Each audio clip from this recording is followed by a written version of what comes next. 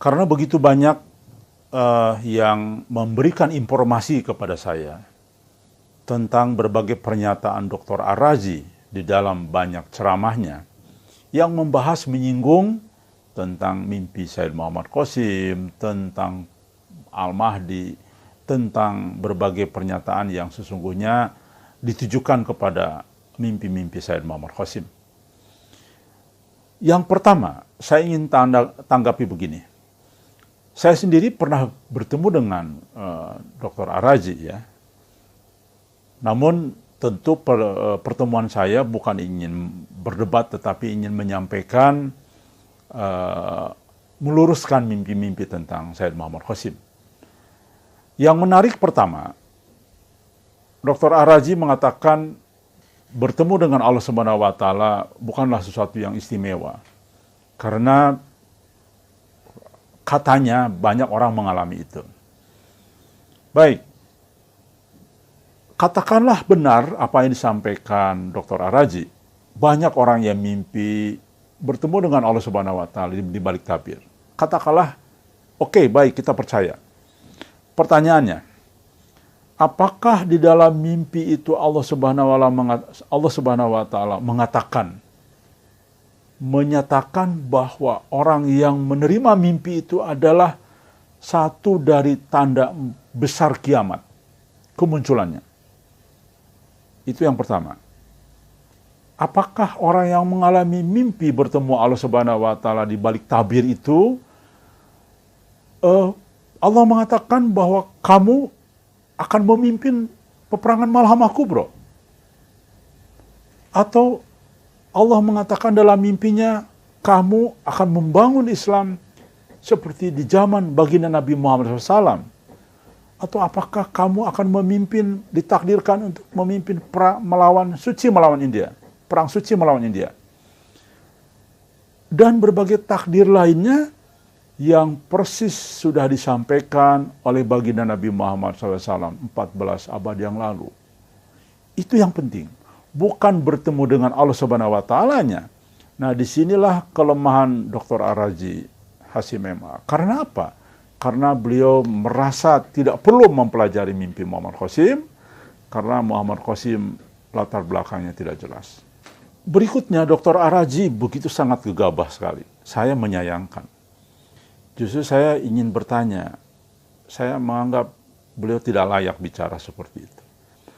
Beliau mengatakan tidak perlu percaya dengan Al-Mahdi yang digadang-gadang melalui mimpi. Di sini beliau mengatakan seolah-olah menyepelekan tentang mimpi. Kalau dalam teori kita, mimpi sama nyata, melihat itu otoritatif mimpi. Nah, mimpi ru'yal mukmin dijamin oleh Rasulullah sama dengan 46 juz'un minan nubuwah. Jadi persennya itu besar sekali, 46% dari juz'un minan nubuwah, otoritatifnya. Jadi kebodohan manusia justru karena melihat itu kalau dalam teori kita. Nah, kenapa mimpi itu begitu penting? Karena tadi ketika orang tidur itu off semua, sistem sarafnya, sistem apanya. Yang ada hanya pengendalian Tuhan. Karena dia tidak bisa mengendalikan dirinya sendiri. Padahal baginda Nabi Muhammad SAW banyak menyampaikan tentang mimpi ini. Bahkan kami mencari tahu hampir ada 40 hadis derajatnya sahih. Rasulullah mengatakan di akhir zaman itu setelah beliau wafat, tidak ada lagi petunjuk kecuali dalam bentuk mimpi.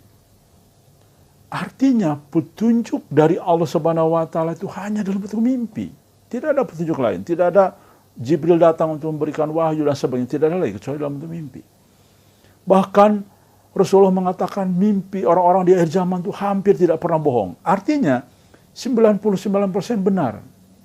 Dan banyak lagi berbagai pernyataan lain. Dr. Ar-Razi lupa. Teks arti Al-Mahdi itu apa? Orang yang dapat petunjuk.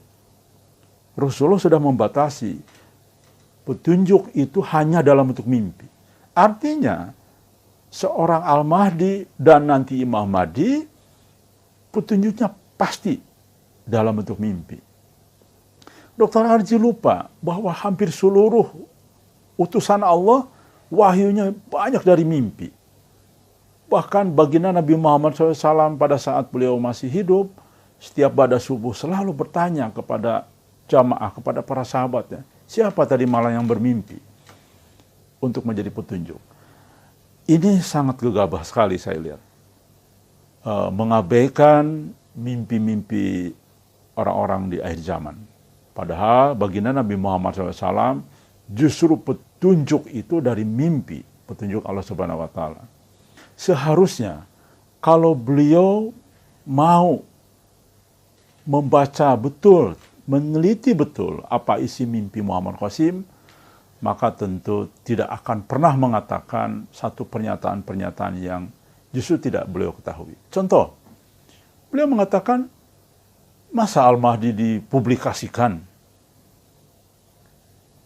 Tentu Yahudi akan membunuh dong. Nah, beliau tidak tahu bahwa di dalam mimpinya Allah menjamin keselamatannya. Allah mendorong Muhammad Qasim untuk berani menyampaikan mimpi-mimpi ini. Karena Allah menjamin keselamatannya. Saudara Dr. Arji, kami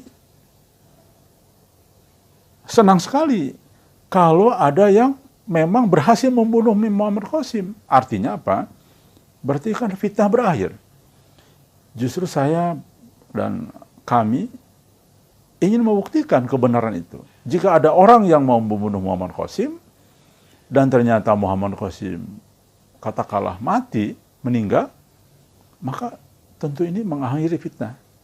Tapi alhamdulillah sampai saat ini, Muhammad Qasim, walaupun sudah publikasinya ke seluruh dunia, insya Allah orang Yahudi tahu, orang Amerika tahu, musuh-musuh Islam sudah tahu tentang mimpi Muhammad Qasim. Tapi alhamdulillah sampai saat ini Muhammad Qasim tenang-tenang saja, tidak ada masalah. Ini saya kira pernyataan yang terlalu sumir dari Dr. Araji yang mengatakan poin tadi. Untuk itulah saya sarankan ke Dr. Araji, pelajari dululah. Jangan dulu menanggapi sesuatu yang Anda tidak kuasai.